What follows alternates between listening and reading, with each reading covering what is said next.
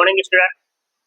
देखो आज जो हम स्टार्ट करेंगे वो स्टार्ट करेंगे बीएससी का syllabus.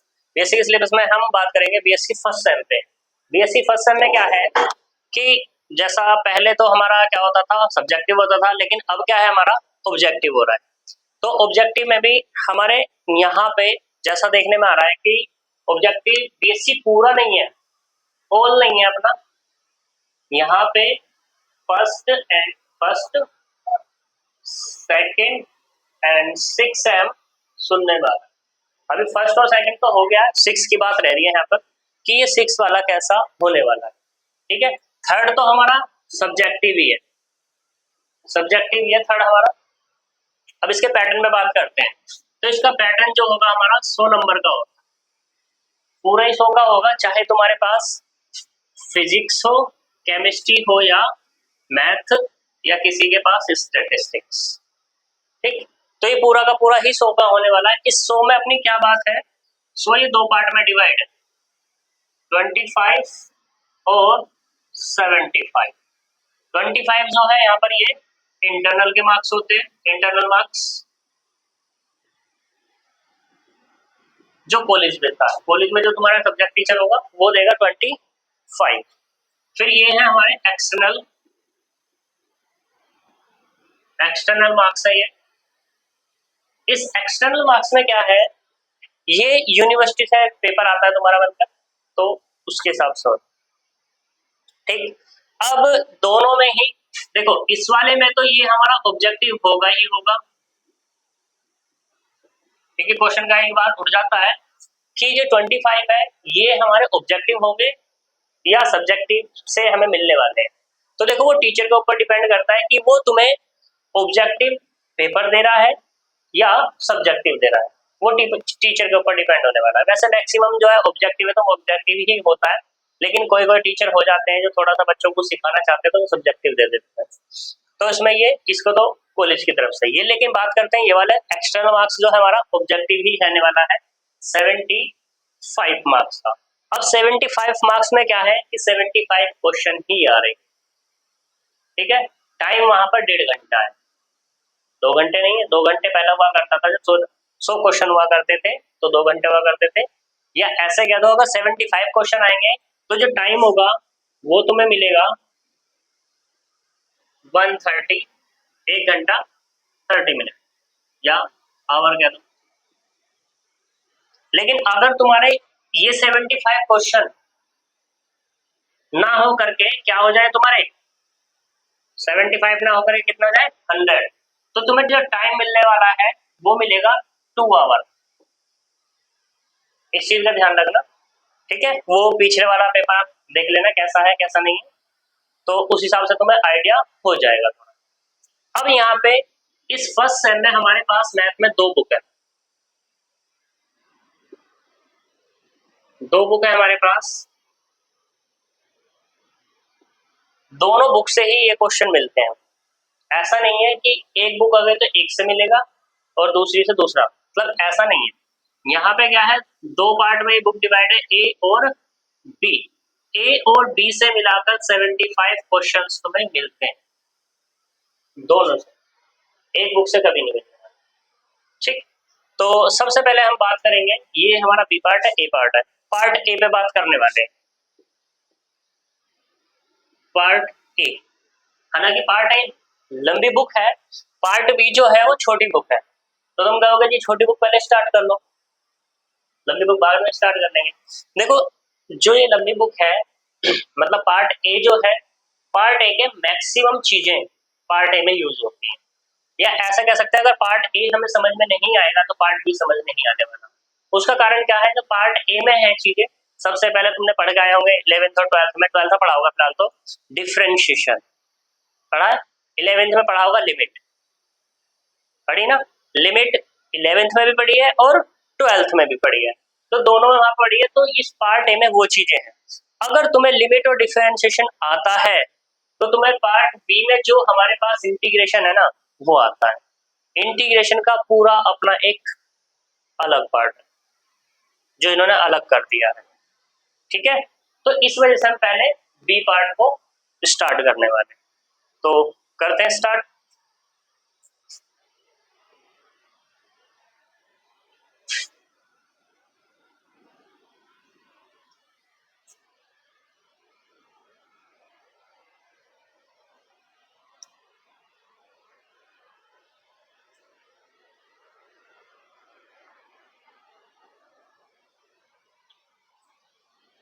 Part B,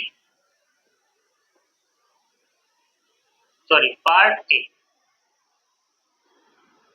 part A में हम स्टार्ट करेंगे लिमिट से। हम लिमिट से स्टार्ट करने वाले हैं। ये है हमारा चैप्टर नंबर 3 है। एक बार मैं कंफर्म कर दूं, 3 ही है क्या?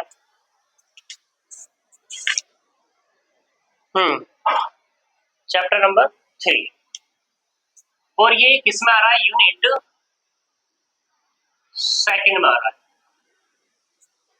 ठीक, फर्स्ट अभी हम छोड़ रहे हैं, कराएंगे उसे भी, लेकिन पहले हम सेकंड वाले पे बात करेंगे। जैसा मैंने तुम्हें बताया अभी, कुछ ना कुछ चीजें लिंक है, इसलिए मैंने उसको फर्स्ट को छोड़ा हुआ है।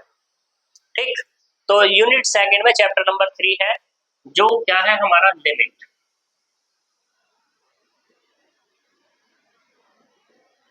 ठीक है जी, तो लिमिट के बारे में जानते हैं। वैसे तो तुमने पढ़ चुके हो, ठीक है, लेकिन फिर भी अगर मैं तुमसे क्वेश्चन करना चाहूँ तो लिमिट के बारे में कुछ बताना चाहोगे? क्या होती है लिमिट? क्या समझते हो तुम लिमिट से? बताओ।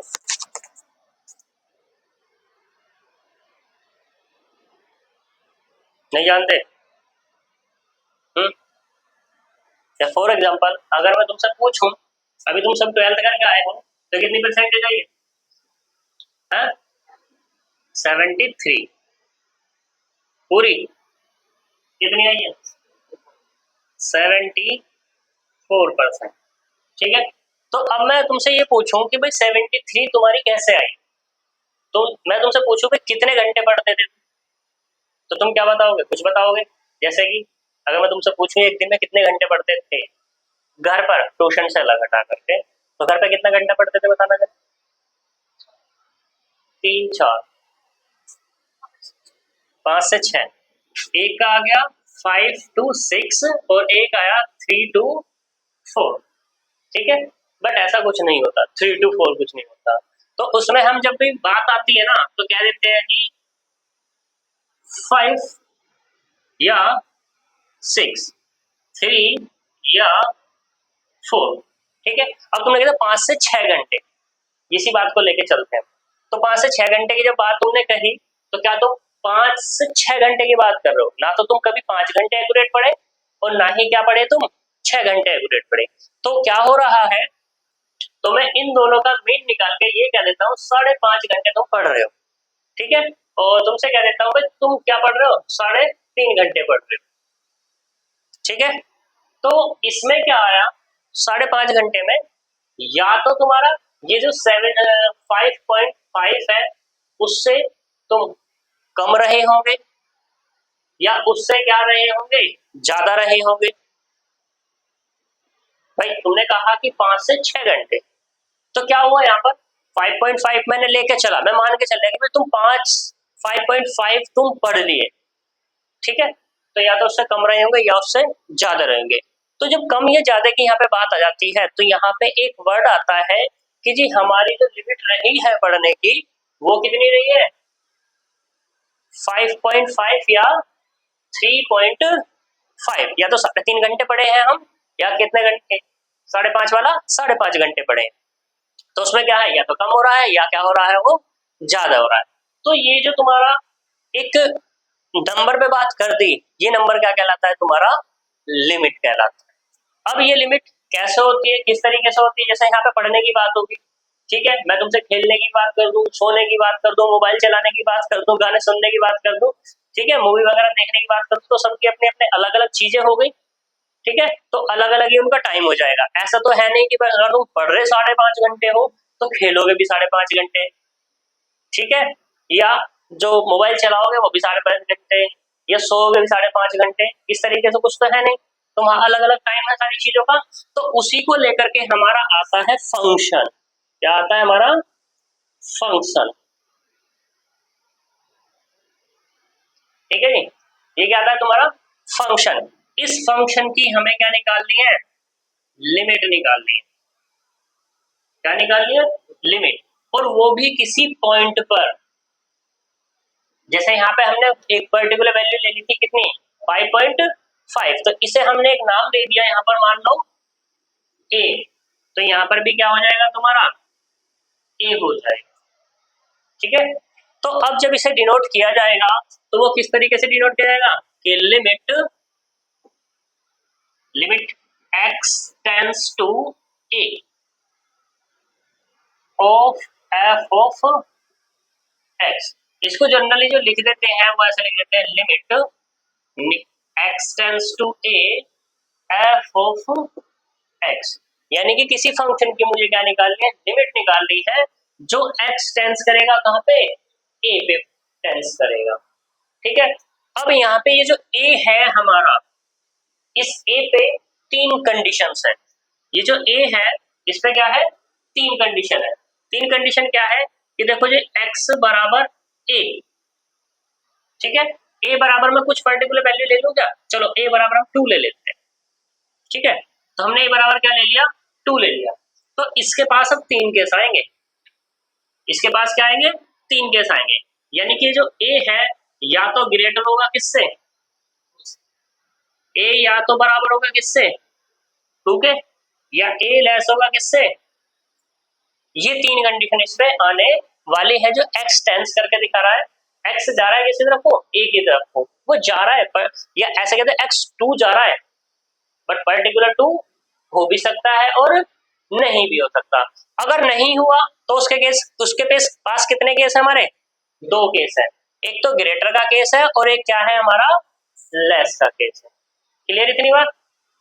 अब यहाँ पे एक फंक्शन लेके हम दिखा देते हैं, फिर पूरा पर्टिकुलर इस पर बात करेंगे। कैसे तुम्हें ये समझ रहे, ये सोच रहे होंगे भाई ये चीज कैसे हो सकती है। ठीक है ना, तो जैसे मैं यहाँ पे एक बात करूं कि मैंने ले लिया f ऑफ x बराबर एक्स स्क्वायर माइनस के 2 और अपॉन में x माइनस 2, ये कोई फंक्शन है हमारा, मुझे इसकी क्या करनी है, लिमिट निकालनी है।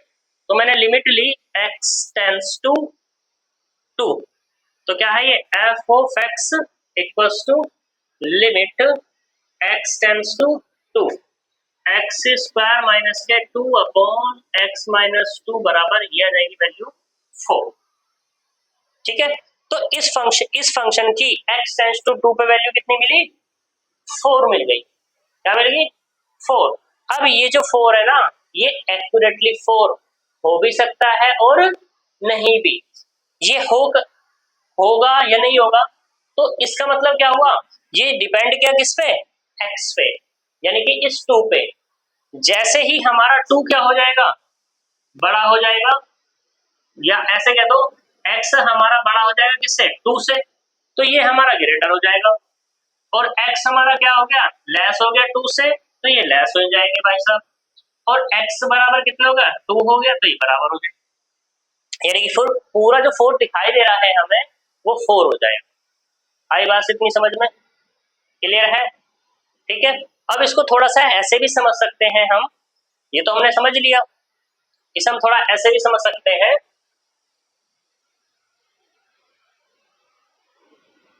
कि भाई ये कैसे बात हो रही होगी। तो देखो हमने एक ग्राफ खींचा, ये कह दिया x, सबको पता होता है, ये है हमारा y। पढ़ते आते हैं, अब तो स्टार्टिंग से पढ़ लेते हैं x एक्सिस y एक्सिस वगैरह।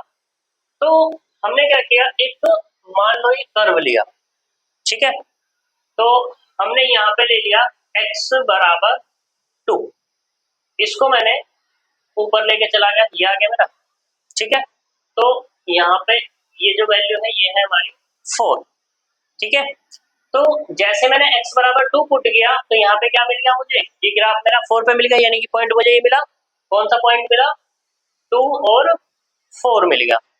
लेकिन x से जैसे x बराबर 2 से जैसे मैं लेफ्ट को चलूंगा, जैसे मैं लेफ्ट को चलूंगा, तो यानी कि मान लो यहाँ पे चला मैं इतना चला, तो ये ऊपर जाके ग्राफ यहाँ मिला। ठीक है, तो देख सकते हो तुम यहाँ पर, जैसे ही मैं x के लेफ्ट में चला, यानी कि 2 के लेफ्ट में चला, तो मुझे ये जो वैल्यू मिली क्या 4 मिली है या कम मिली है, कम मिली है ना। तो इसे मैंने कह दिया x माइनस, सॉरी ये जो 2 था ना, 2 से मैंने कम कह दिया, तो 2 माइनस डेल्टा x कह दिया। डेल्टा x हमारा कुछ भी हो सकता है, तो ऐसे यहाँ पे क्या हो जाएगा, 4 माइनस डेल्टा y हो जाएगा। ठीक है, या x भी कह सकते हो, कंफ्यूजन अगर पैदा हो तो x और ये y, कोई दिक्कत। जैसे मैं राइट जाऊं तो ये क्या मिल जाएगा मुझे, पॉइंट यहाँ मिल जाएगा, मिला ना। तो अब क्या हो गया, यानी कि x में कुछ इंक्रीज किया मैंने, तो x प्लस डेल्टा x, तो क्या मिला मुझे y प्लस डेल्टा y मिला। तो देख सकते हो x के लेफ्ट और राइट में मूव करते ही मेरी वैल्यू चेंज हो रही है यहाँ पर, ठीक है, सही, यहाँ तक कोई दिक्कत है। तो ये जो है इसको बोलते हैं हम लेफ्ट हैंड लिमिट, और इस वाले को क्या बोलते हैं हम, राइट हैंड लिमिट बोलते हैं, ठीक है, यहाँ तक कोई दिक्कत है। अब लिमिट का कंसेप्ट यहाँ पे यही है जो हमारा चैप्टर है पहला, कि सबसे पहले बात करेगा ये लिमिट एग्जिस्ट पर, कि लिमिट एग्जिस्ट होती है या नहीं होती है। तो एग्जिस्टेंस का केस कहा जाएगा कि इफ लेफ्ट हैंड लिमिट बराबर किसको जाए, राइट हैंड लिमिट के, यानी कि जितना लेफ्ट जा रहे हैं उतना राइट जा रहे हैं, तो दोनों बराबर की है, तो मुझे वैल्यू क्या मिलने वाली है, उनकी सेम ही मिलने वाली है। तो मैं कह दूंगा limit of function, limit of function is exist, function की जो लिमिट है वो क्या है हमारी, एग्जिस्ट करती, ठीक है। अब हाँ, इससे मुझे याद आया, दोनों के दोनों इंग्लिश से उससे हो, हिंदी से। तो देखो थोड़ा सा ध्यान देने की बात है, ज्यादा नहीं, 7 से 10 डेज ध्यान देना है थोड़ा सा इंग्लिश पे, मैथ इंग्लिश में ज्यादा हार्ड नहीं होती, ठीक है, थोड़ा सा ध्यान दोगे तो सारी चीजें समझ में आने लगेगी। अब मैं यहाँ पे बताता हूँ कि लिमिट, लिमिट क्या है हमारी, एग्जिस्ट की बात हो रही है यहाँ पर। एग्जिस्ट का मतलब क्या है कि वो है, एग्जिस्ट कर रही है वहां पर, यानी कि जैसे यहाँ 4 है तो 4 पे क्या है, इसकी लिमिट है, कोई भी हमारा फंक्शन क्या है, का फंक्शन हमारा कुछ भी हो सकता है, जो भी हमने लिया हो, मैंने दिखाया नहीं यहाँ पर, फंक्शन कह दिया बस। तो ये जो एफ ऑफ एक्स है ना, ये ठीक है, यहाँ तक कोई दिक्कत। लिमिट का मतलब होता है हिंदी में सीमा, एग्जिस्ट मतलब लाई करना, ये तो पता ही होगा सब। तो ये छोटी छोटी चीजें आएंगी जो इंग्लिश में वर्ड ही होंगे, ठीक है। रही डेफिनेशन वगैरह लिखने की बात, तो वो तो मैं लिखवा दूंगा तुम्हें, ठीक है, उसे देख लोगे और उससे समझ भी लोगे तो कोई दिक्कत वाली बात नहीं होने वाली, ठीक है। सबसे अच्छी बात एक और होती है मैथ में, कि अगर मैथ में क्या है, मैक्सिमम फॉर्मूले हैं हमारे, ठीक है, मैक्सिमम क्या है, फॉर्मूले। तो फॉर्मूले अगर तुम्हें पता है तो डेफिनेशन यूं ही बना दो, ठीक है, यहाँ तक कोई दिक्कत। तो ये हमारी क्या है, एक लिमिट का कंसेप्ट है। तो लिमिट का कंसेप्ट अगर कुछ कोई दिक्कत है यहाँ तक, कुछ भी चीज इसमें समझ में ना आई हो, आगे फिर भी एक क्वेश्चन ले लेते हैं, ठीक है।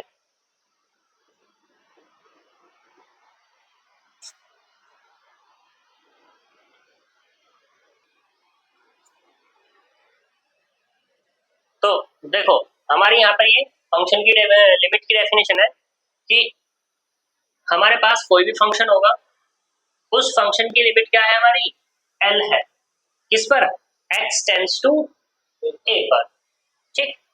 अब यहाँ पर वही पुराने वाला केस जो मैंने तुम्हें बताया है अभी, कि ये जो एल है, एल डिपेंड करेगा किस पे, इस ए पर, किस पे, ए पर, यानी कि अगर मैं यहाँ से एल के बारे में बात करूं तो एल तो क्या होगा हमारा, डिपेंड किस पे करने वाला है, एल डिपेंड करने वाला है किस पे, ए पे। तो एल कंप्लीटली कब होगा, बराबर कब होगा और लेस कब होगा, जब भाई एक्स हमारा लेस हो जाएगा ए से तो ये लेस हो जाएगा पूरा। एल तो हमारा कुछ भी आ सकता है, 1 2 3 X Y Z A B C D, मतलब कुछ भी, ये बराबर, ये ग्रेटर, बराबर कब होगा, जब ये कंडीशन होगी, ग्रेटर कब होगा, जब ये कंडीशन होगी, ठीक है ना।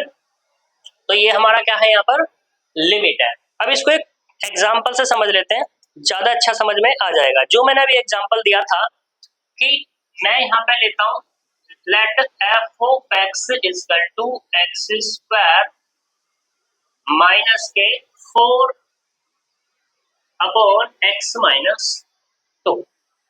ठीक है भाई, यहाँ पे ये है, पहले वाले में 2 आ गया था, बस यहाँ पे वो थोड़ा सा गड़बड़ हो गया था। ठीक है, ये है हमारा x square minus 4 upon x minus 2।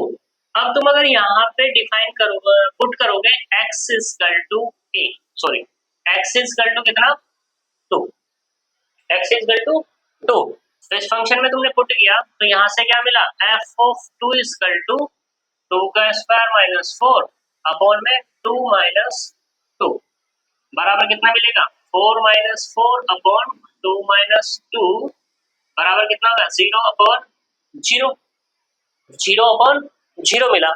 0.0 कितना होता है, कितना होता है 0.0 बराबर 0। ये कुछ नहीं होता भाई साहब, ये होता है नॉट डिफाइन।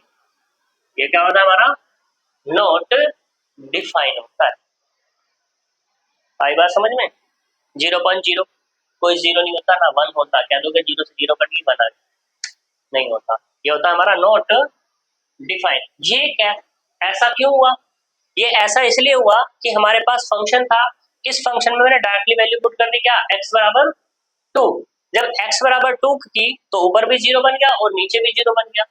अब जो मैं बता रहा था लिमिट के बारे में, लिमिट भाई साहब आई तो उसने क्या कहा, देखो हम बनाते हैं इसको वैल्यूएबल। अभी इसकी कोई वैल्यू नहीं है, नॉट डिफाइन है, इसके बारे में कुछ पता ही नहीं है। जब किसी के बारे में कुछ पता नहीं होता, क्या उसकी कोई वैल्यू होती है, कोई नहीं होती।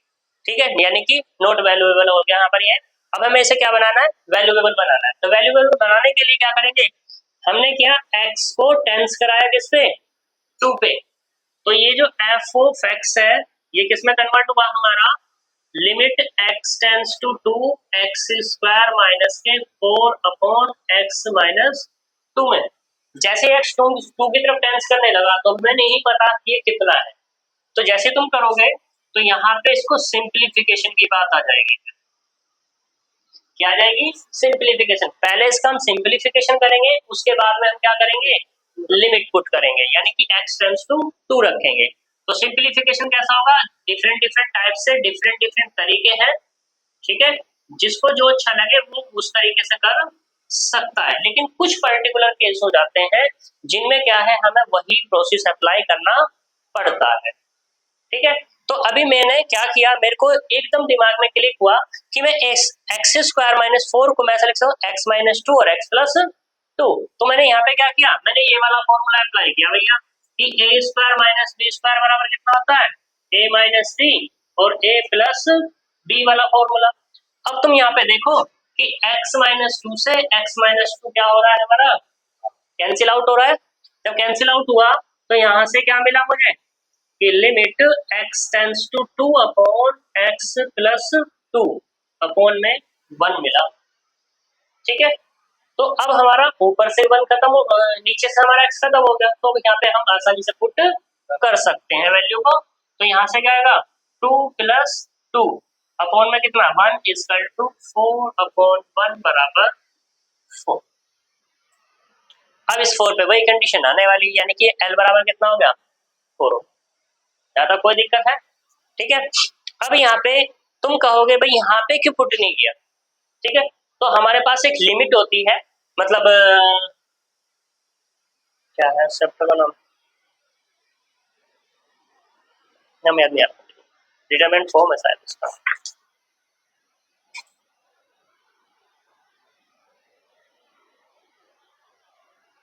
नहीं है तुम्हारा इसमें नहीं है, ठीक है। तो एक हमारे पास फॉर्म होती है जो जिनको नाम दिया जाता है, एक होता है 0 अपॉन 0, ठीक है, एक होता है इनफाइनाइट बाय इनफाइनाइट, एक होता है इनफाइनाइट माइनस इनफाइनाइट, ठीक है, एक होता है 1 की पावर इनफाइनाइट, ठीक है, फिर कुछ होता है इनफाइनाइट की पावर इनफाइनाइट भी हो जाता है, ठीक है। 6 हो गए, कितने हो गए, 5 हो गए। अभी और भी हमारे पास, तो एक होता है 1 की पावर 0 भी आ जाता है, ठीक है, और 0 की पावर भी कुछ हो जाता है, ठीक है, तो उसमें हम यहाँ पे 1 भी कह सकते हैं, इनफाइनाइट भी कह सकते हैं, सही। तो ये जो 5 है हमारे पास, 5 तो क्या है, पर्टिकुलर फिक्स है। ये थोड़ा सा, हाँ ये 6 वाली भी, ये थोड़ा सा मुझे कंफ्यूजन है। 7वीं में 7 हमारे पास फॉर्म होती है जिनको बोला जाता है इनडिटर्मिनेट फॉर्म। क्या बोला जाता है उनको? इनडिटर्मिनेट फॉर्म बोला जाता है। Indeterminate form. अब इनडिटर्मिनेट फॉर्म क्या है? जैसे कोई भी वैल्यू पुट की तुमने, ठीक है, जैसा x बराबर हम क्या पुट कर रहे थे, यहाँ पे x टेंस टू 2 पुट कर रहे थे, तो हम यहाँ पे देख रहे थे कि ऊपर भी 0 बन रहा था और नीचे भी 0 बन रहा था, ठीक है। तो जब ये चीज आती है तो हम डायरेक्टली पुट नहीं करते, और वो कहाँ से निकल के जाती है? यहाँ से निकल के जाती है। यहाँ तक कोई दिक्कत है?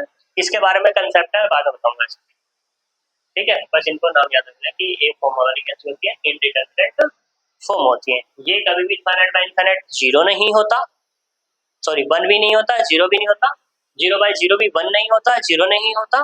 इनफाइनाइट में से इनफाइनाइट घटाओगे तब भी तुम्हारा क्या नहीं होता?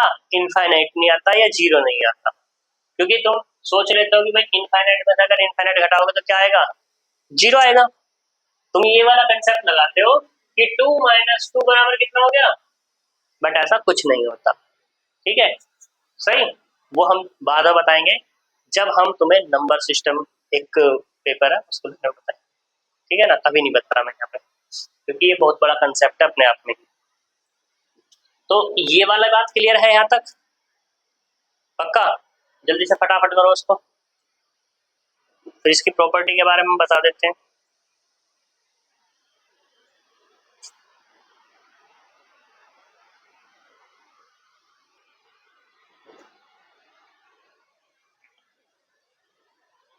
देखो, एक थ्योरम ये कहती है कि हमारे पास कोई फंक्शन है एफ ऑफ एक्स, इसकी हमने लिमिट निकाली एक्स टेंड्स टू ए पर ए का एल, और दूसरी क्या मिली मुझे? एम मिली। तो इसका मतलब ये होगा कि एल बराबर किसके है? एम के है। एल बराबर किसके है? एम के। या ऐसा कह सकते हो कि limit x tends to a f x exist then it is unique. Unique का मतलब ए। तो इसका मतलब यहाँ पे ये है कि कोई भी तुम्हारे पास फंक्शन है ना, तो उसकी तुम लिमिट निकाल रहे हो, जैसे कि तुम डिफरेंट डिफरेंट टाइप से 2 बच्चे ले लेते हैं, तो उसने क्या किया, एफ एक्स की जो लिमिट निकाली, एक की निकाली 2 और एक ने निकाली x, एक ने निकाली क्या? x। तो यहाँ पे ये जो 2 और x है ना, आपस में क्या होंगे? बराबर होंगे। आपस में क्या होंगे? बराबर होंगे, यानी कि x की वैल्यू क्या है? 2 है, या 2 ही हमारा x है। आता है बात समझ में? तो इस सब यहाँ पे एक चीज ये भी कह सकते हैं कि यहाँ पर जो लिमिट है वो हमेशा कैसी होती है? यूनिक होती है। जैसे हमारी पढ़ने की बात आ रही थी, तो पढ़ने पे क्या होगा? फंक्शन एक था, जिससे क्या नाम है? श्रुति। जो श्रुति है, श्रुति ने जो अपनी लिमिट बताई थी, कितनी बताई थी? 5.5, 5.5 घंटे पढ़ने की बताई थी। तो उस श्रुति की जो लिमिट है 5.5 ही है, ऐसा नहीं है कि 4.5 घंटे भी है या 3.5 घंटे भी है। अगर 3.5 की बात आ रही है ना, ठीक है, तो उसने क्या करी है? काम चोरी वगैरह कुछ करी होगी, तो इसलिए नहीं पढ़ी आज ये 3.5 से ज्यादा, ठीक है। और अगर 3.5 पढ़ी है तो इसका मतलब वो श्रुति नहीं है, वो क्या है? आलोक है, ठीक है। यानी कि अगर दोनों बराबर नहीं आ रहे तो फंक्शन डिफरेंट होंगे, ठीक है। लेकिन अगर दोनों बराबर आ गए, ठीक है, या एक ही फंक्शन पे बात हो रही है, एक ही टाइम की बात, चीजें की बात हो रही है, तो वहां पे क्या है? वो दोनों आपस में बराबर है, यूनिक है। आई बात समझ में? अब यहां से बात करते हैं एलजेब्राइक प्रॉपर्टी। एलजेब्रिक प्रॉपर्टी,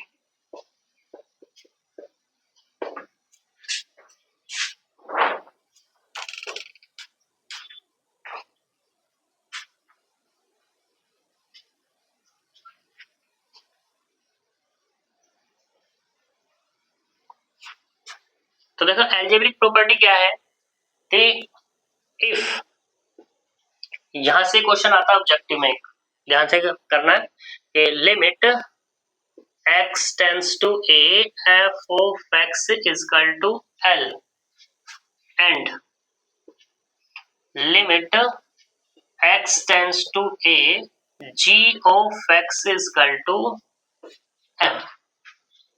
तो पहला है यहाँ पर, ये ऑब्जेक्टिव का पहला ही ऑब्जेक्ट मान के चलना कि तुमने निकाला limit x tends to a f of x plus g of x।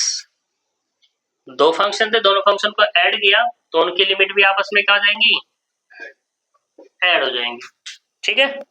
Second case, अगर तुम यहाँ पे limit x tends to a अब की बार क्या कर रहे हो, f ऑफ x माइनस के g ऑफ x कर रहे हो तो क्या हो जाएगा, l माइनस m हो जाएगा।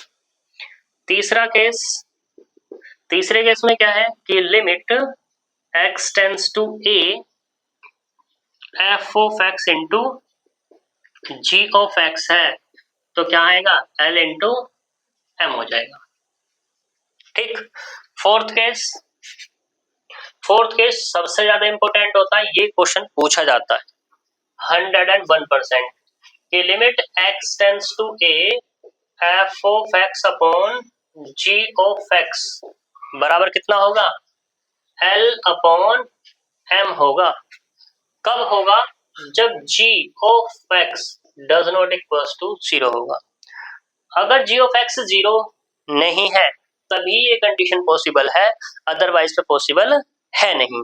तुम कहोगे जी इंपॉर्टेंट कैसे, देखो इंपॉर्टेंट इसकी वजह से है, वो कहेगा which of the following is true.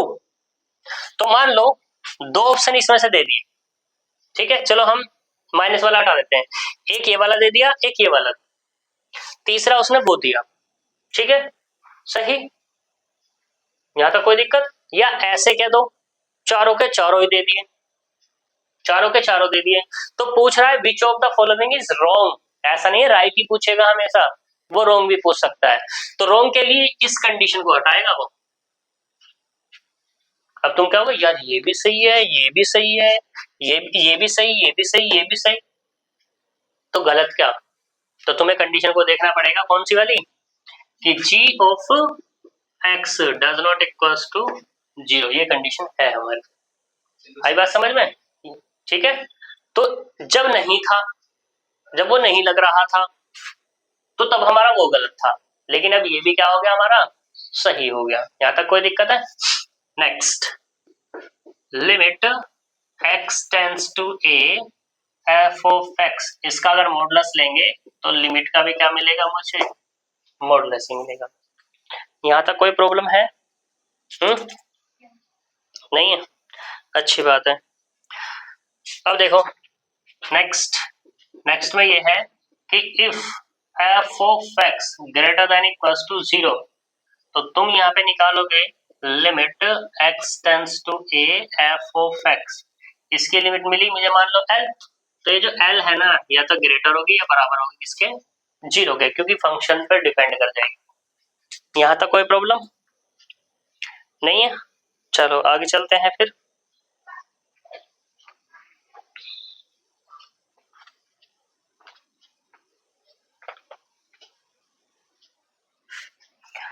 इसी में एक और आता है, इंपॉर्टेंट है ये भी, कि इफ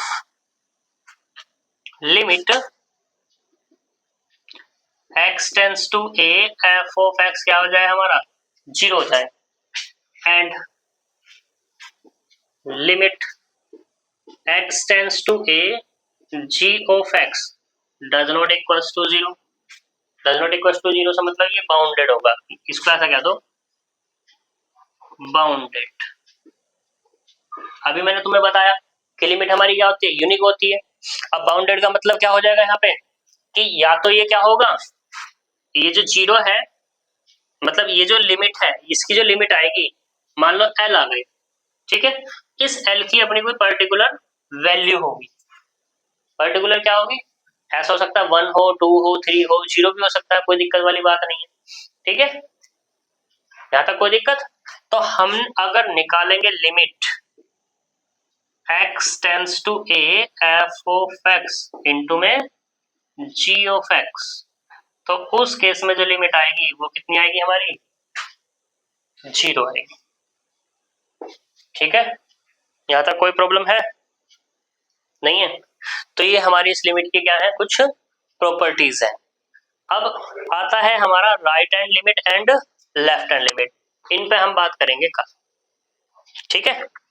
तो कल मिलेंगे सेम टाइम, तब तक के लिए बाय बाय।